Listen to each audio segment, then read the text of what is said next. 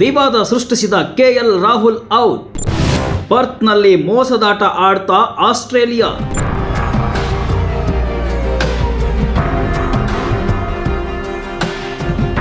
Australia ಹಾಗೂ ಭಾರತದ ನಡುವೆ ಟೆಸ್ಟ್ ಮಹಾಕದನ ಶುರುವಾಗಿದೆ. ಶುಕ್ರವಾರದಿಂದ ಪರ್ತ್ನಲ್ಲಿ ಬಾರ್ಡರ್ ಗವಾಸ್ಕರ್ ಟೆಸ್ಟ್ ಟೂರ್ನಿ ಆರಂಭವಾಗಿದ್ದು, ಮೊದಲ ದಿನವೇ ಟೂರ್ನಿ ವಿವಾದದ ಕೇಂದ್ರ ಬಿಂದುವಾಗಿದೆ. ಕನ್ನಡಿಗ ಕೆಎಲ್ ರಾಹುಲ್ ಅಂಪೈರ್ ಕೆಟ್ಟ ತೀರ್ಪಿಗೆ ಬಲಿಯಾಗಿದ್ದು ಇಂಟರ್ನೆಟ್ನಲ್ಲಿ ಭಾರಿ ಚರ್ಚೆಗೆ ಕಾರಣವಾಗಿದೆ. ಆನ್ ಫೀಲ್ಡ್ ಅಂಪೈರ್ ನೆರವಾದರೂ ಕೂಡ ಡಿಆರ್ಎಸ್ ಮೊದಲ ಇನ್ನಿಂಗ್ಸ್ನಲ್ಲಿ ಕೆಎಲ್ ರಾಹುಲ್ಗೆ ಕೈಕೊಟ್ಟಿದೆ. ಥರ್ಡ್ ಅಂಪೈರ್ ತೀರ್ಮಾನಕ್ಕೆ ಮಾಜಿ ಕ್ರಿಕೆಟಿಗರು, ಕ್ರಿಕೆಟ್ ಅಭಿಮಾನಿಗಳು ಆಕ್ರೋಶವನ್ನು ವ್ಯಕ್ತಪಡಿಸಿದ್ದು ರಾಹುಲ್ಗೆ ಬಿಗ್ ಅನ್ಯಾಯವಾಗಿದೆ ಅಂತ ಕಿಡಿಕಾರಿದ್ದಾರೆ.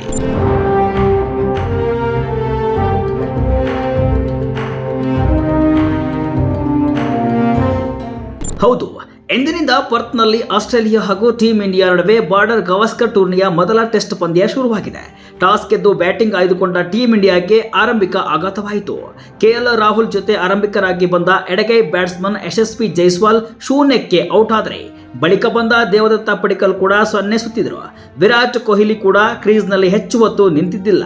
ಈ ಸಂಕಷ್ಟದ ಹೊತ್ತಲ್ಲಿ ಟೀಮ್ ಇಂಡಿಯಾಗೆ ರಾಹುಲ್ ಆಧಾರವಾಗಿ ನಿಲ್ಲುವ ಸುಳಿವನ್ನ ನೀಡಿದ್ರು. ಆದರೆ 26 ರನ್ ಗಳಿಸಿದಾಗ ವಿವಾದಾತ್ಮಕ ತೀರ್ಪಿಗೆ ಕನ್ನಡಿಗ ಬಲಿಯಾಗಿದ್ದಾರೆ. ಥರ್ಡ್ ಅಂಪೈರ್ ತೀರ್ಪಿಗೆ ಭಾರಿ ಆಕ್ರೋಶ. ಔಟ್ ಎಂಬುದಕ್ಕೆ ಜಾಸ್ತಿ ಪುರಾವೆ ಇಲ್ಲದಿದ್ರೂ ತೀರ್ಪು. ಕೆಎಲ್ ರಾಹುಲ್ 26 ರನ್ ಗಳಿಸಿ ಆಡ್ತಿದ್ದಾಗ ಆಸ್ಟ್ರೇಲಿಯಾದ ಎಡಗೈ ವೇಗಿ ಮಿಚೆಲ್ ಸ್ಟಾರ್ಕ್ ಎಸೆದ ಚೆಂಡು ಬ್ಯಾಟ್ಗೆ ಬಹಳ ಸಮೀಪದಲ್ಲಿಯೇ ಹಾದು ಹೋಗಿದ್ದು wicket keeper Alex Carey catch ಹಿಡಿದಿದ್ದಾರೆ. ಈ ವೇಳೆ ಆಸ್ಟ್ರೇಲಿಯಾ ಔಟ್ಗೆ ಮನವಿ ಸಲ್ಲಿಸಿದ್ದು onfield umpire Richard Kettleborough not out ಅಂತ ತೀರ್ಪು ಕೊಟ್ಟಿದ್ರು. ಆದರೆ Australia captain Pat Cummins review ತೆಗೆದುಕೊಂಡು ಡಿಆರ್ಎಸ್ ಮೊರೆ ಹೋದ್ರು. ಈ ವೇಳೆ third umpire Richard Illingworth ಪರಿಶೀಲನೆ ನಡೆಸಿದಾಗ ಸ್ನೀಕೋ ಮೀಟರ್ನಲ್ಲಿ ಎಡ್ಜ್ ಆಗಿರುವುದು ಕಾಣಿಸಿದೆ. ಈ ಹಿನ್ನೆಲೆ ಔಟ್ ಅಂತ ತೀರ್ಪು ನೀಡಿದ್ದಾರೆ. ಆದರೆ ಚೆಂಡು ಬ್ಯಾಟ್ ಬಳಿ ಇದ್ದಾಗಲೇ ಕಾಲಿನ ಪ್ಯಾಡ್ಗೆ ಬ್ಯಾಟ್ ಬಡಿದಿದ್ದು ಅದರ ಶಬ್ದ ಸ್ನೀಕೋ ಮೀಟರ್ನಲ್ಲಿ ಬಂದಿದ್ದು ಬ್ಯಾಟ್ ಮತ್ತು ಬಾಲ್ ನಡುವೆ ಅಂತರ ಇತ್ತು ಎಂಬ ಚರ್ಚೆ ಜೋರಾಗಿದೆ.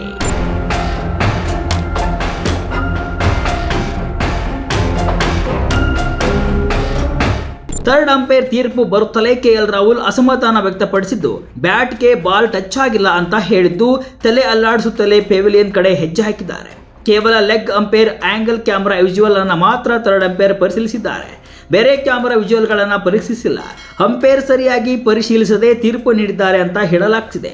ಈ ತೀರ್ಪಿನ ಬೆನ್ನಲ್ಲೇ ಡಿಆರ್ಎಸ್ ಬಗ್ಗೆ ವ್ಯಾಪಕ ಚರ್ಚೆ ಆಗ್ತಾ ಇದೆ. ಥರ್ಡ್ ಅಂಪೈರ್ ತೀರ್ಪಿಗೆ ಸಾಮಾಜಿಕ ಜಾಲತಾಣಗಳಲ್ಲಿ ಭಾರಿ ಟೀಕೆ ವ್ಯಕ್ತವಾಗ್ತಿದೆ. ಪಂದ್ಯದ ಪ್ರಸಾರಕ ಕ್ರಿಕೆಟ್ 7 ಸಂಸ್ಥೆ ಕೂಡ ಎಕ್ಸ್ನಲ್ಲಿ ಡಿಆರ್ಎಸ್ ಆಸ್ಟ್ರೇಲಿಯಾವನ್ನ ಕಾಪಾಡಿತು ಅಂತ ಬರೆದುಕೊಂಡಿದ್ದು ಕೆಎಲ್ ರಾಹುಲ್ ವಿವಾದಾತ್ಮಕ ಔಟ್ನ ಫೋಟೋಗಳನ್ನು ಹಂಚಿಕೊಂಡಿದೆ. ಅಂಪೈರಿಂಗ್ ಬಗ್ಗೆ ಮಾಜಿ ಆಟಗಾರರ ಆಕ್ರೋಶ. ಅವಸರದಲ್ಲಿ ತೀರ್ಪು ನೀಡಬಾರದಿತ್ತು ಎಂದ ಬೋಗ್ಲೆ. ಇದರ ಬೆನ್ನಲ್ಲೇ ಪ್ರತಿಕ್ರಿಯಿಸಿರುವ ಮಾಜಿ ಕ್ರಿಕೆಟಿಗ ರಾಬಿನ್ ಉತ್ತಪ್ಪ ಈ ತೀರ್ಪನ್ನ ದೊಡ್ಡ ಜೋಕ್ ಅಂತ ಕಿಡಿಕಾರಿದ್ದಾರೆ. ಮುರಳಿ ಕಾರ್ತಿಕ್ ಕೂಡ ಈ ತೀರ್ಪನ್ನ ನಾನು ಅರ್ಥ ಮಾಡಿಕೊಳ್ಳಲು ಪ್ರಯತ್ನಿಸುತ್ತಿದ್ದೇನೆ. ನಮ್ಮ ಬಳಿ ಮಿಲಿಯನ್ ಕ್ಯಾಮೆರಾಗಳಿದ್ದು ಸರಿಯಾದ ಆಂಗಲ್ನಲ್ಲಿ ಕ್ಯಾಮೆರಾಗಳು ಇಲ್ಲ ಅಂದ್ರೆ ಹೇಗೆ ಅಂತ ಕೇಳಿದ್ದಾರೆ. ಆಕಾಶ್ ಚೋಪ್ರಾ ಕೂಡ ಫ್ರಂಟ್ ಆಂಗಲ್ ವಿಜುವಲ್ಸ್ ಇಲ್ಲ ಅಂದ್ರೆ ಏನರ್ಥ? ಆನ್ ಫೀಲ್ಡ್ ಅಂಪೈರ್ ತೀರ್ಪನ್ನ ಬದಲಾಯಿಸಲು ಥರ್ಡ್ ಅಂಪೈರ್ ಬಳಿ ಏನು ಸಾಕ್ಷಿ ಇತ್ತು ಅಂತ ಪ್ರಶ್ನಿಸಿದ್ದಾರೆ. ಹರ್ಷ ಬೋಗ್ಲೆ ಕೂಡ ಅವಸರದಲ್ಲಿ ತೀರ್ಪು ನೀಡಬಾರದು, ಅದರಲ್ಲೂ ನೀವು ಆನ್ ಫೀಲ್ಡ್ ಅಂಪೈರ್ ತೀರ್ಪನ್ನ ಬದಲಾಯಿಸುವಾಗ ಸ್ವಲ್ಪ ಎಚ್ಚರಿಕೆ ವಹಿಸಬೇಕು ಅಂತ ಕಿಡಿಕಾರಿದ್ದಾರೆ. ಫಾಕ್ಸ್ ಕ್ರಿಕೆಟ್ ಅಳವಡಿಸಿದ್ದ 80 ಕ್ಯಾಮೆರಾ ಎಲ್ಲೋಯ್ತು? ಗೆಲ್ಲಲು ಬೇರೆ ದಾರಿ ಹುಡುಕಿ ಅಂತ ಫ್ಯಾನ್ಸ್ ಗರಂ. ಇನ್ನು ಕೆಎಲ್ ರಾಹುಲ್ ಅನ್ನ ಔಟ್ ಎಂದು ಕೊಟ್ಟ ರೀತಿಗೆ ಫ್ಯಾನ್ಸ್ ಫುಲ್ ಗರಂ ಆಗಿದ್ದು ಥರ್ಡ್ ಅಂಪೈರ್ ವಿರುದ್ಧ ಆಕ್ರೋಶ ವ್ಯಕ್ತಪಡಿಸಿದ್ದಾರೆ. ಇದು ಮೋಸ ಎಂಬುದು ಸ್ಪಷ್ಟವಾಗಿ ಗೊತ್ತಾಗ್ತಾ ಇದೆ. ಇದು ನಾಟ್ಔಟ್ ಅಂತ ನೆಟ್ಟಿಗರೊಬ್ಬರು ಪ್ರತಿಕ್ರಿಯಿಸಿದ್ದು ಫ್ಯಾಕ್ಸ್ ಕ್ರಿಕೆಟ್ 80 ಕ್ಯಾಮೆರಾ ಅಳವಡಿಸಿದೆ ಎಂಬುದನ್ನ ಕೇಳಿದ್ದೆ. ಆದರೆ ಕೇವಲ 2 ಕ್ಯಾಮೆರಾ ಆಂಗಲ್ ಮಾತ್ರ ತೋರಿಸಲಾಗಿದೆ. ಗೆಲ್ಲಲು ಇನ್ನು ಬೇರೆ ಏನಾದ್ರೂ ಮಾಡಿ ಅಂತ ಫಾಕ್ಸ್ ಕ್ರಿಕೆಟ್ಗೆ ಮತ್ತೊಬ್ಬ ನೆಟ್ಟಿಗರು ಹೇಳಿದ್ದಾರೆ. ಕೆಎಲ್ ರಾಹುಲ್ಗೆ ಅನ್ಯಾಯವಾಗಿದೆ, ಆಸ್ಟ್ರೇಲಿಯಾ ಮೋಸ ಮಾಡ್ತಿದೆ ಅಂತ ಫ್ಯಾನ್ಸ್ ಅಸಮಾಧಾನವನ್ನು ವ್ಯಕ್ತಪಡಿಸಿದ್ದಾರೆ.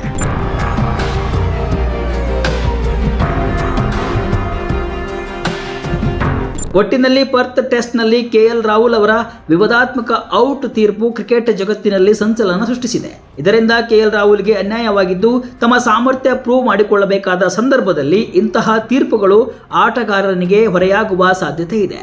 DRS ಇದ್ರೂ ಏನು ಉಪಯೋಗ ಎಂಬ ಪ್ರಶ್ನೆಗಳು ಬರ್ತಾ ಇದ್ದು, ಎಷ್ಟೇ ತಂತ್ರಜ್ಞಾನ ಇದ್ರೂ ಮನುಷ್ಯರೇ ಅಂತಿಮ ತೀರ್ಪು ತೆಗೆದುಕೊಳ್ಳೋದು. ಇಲ್ಲಿ ಆಸ್ಟ್ರೇಲಿಯಾ ಮೋಸದಾಟ ಆಡ್ತಿದೆ ಅಂತ ಕ್ರಿಕೆಟ್ ಅಭಿಮಾನಿಗಳು ಮಾತಾಡಿಕೊಳ್ತಾ ಇದ್ದು, ಇದಕ್ಕೆ ICC ಮತ್ತು ಕ್ರಿಕೆಟ್ ಆಸ್ಟ್ರೇಲಿಯಾ ಯಾವ ಸ್ಪಷ್ಟನೆ ಕೊಡುತ್ತೆ ನೋಡಬೇಕು.